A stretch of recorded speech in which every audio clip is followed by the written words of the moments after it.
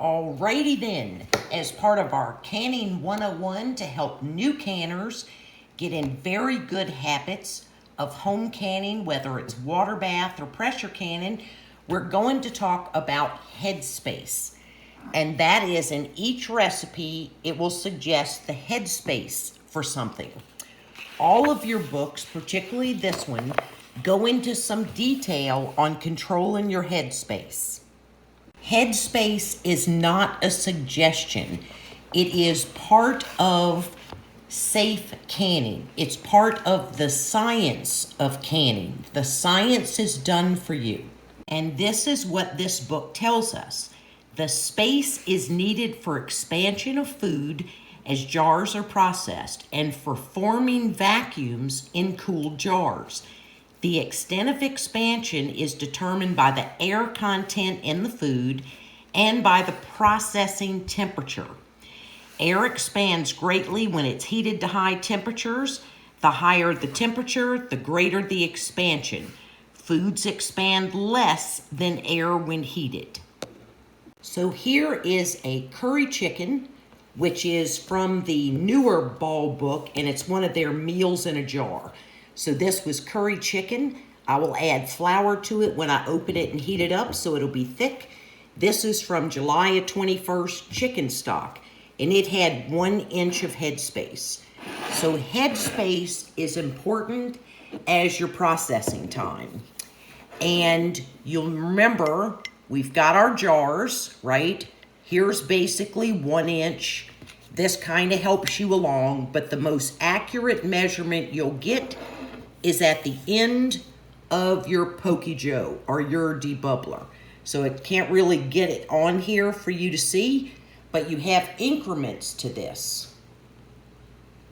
So here's your 1 inch of headspace. Then it goes 3/4 and to other ones. So in a jam or jelly recipe or a chicken broth gives you in the book the amount of headspace, it's very important to adhere to that headspace.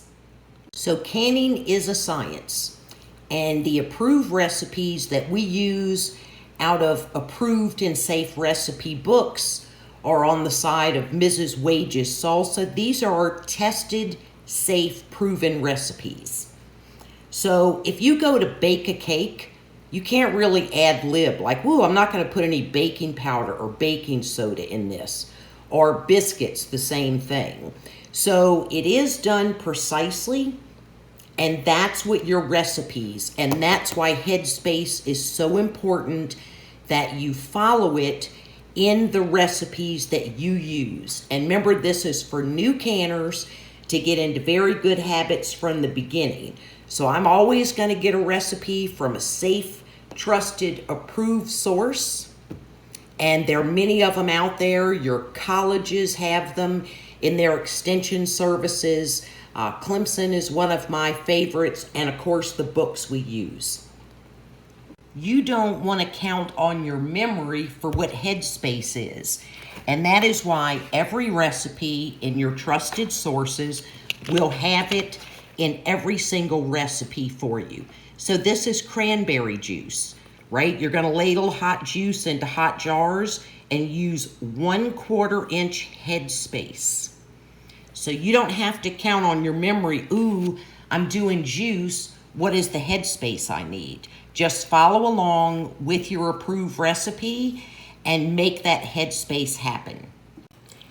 In this book, where I got the recipe for the curry chicken, I didn't again have to guess at headspace. For all these recipes that are here, it let me know that I was going to use 1 inch of headspace. So I'm not guessing or ad-libbing. I need to know that every jar in the pantry that Vern and I eat is a safe product to eat. I'm not going to save any money if I'm riding out of here in an ambulance, okay, or an air med helicopter. That is not how you inflation-proof your pantry. So I'm going to use safe recipes. So Headspace is epically important to canning.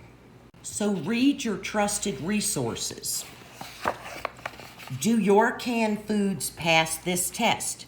good proportion of solid to liquid, full pack with proper headspace, liquid just covering the solid, free of air bubbles. And of course, you remove your air bubbles by using your debubbler, or what I call a Pokey Joe, by stirring around your product.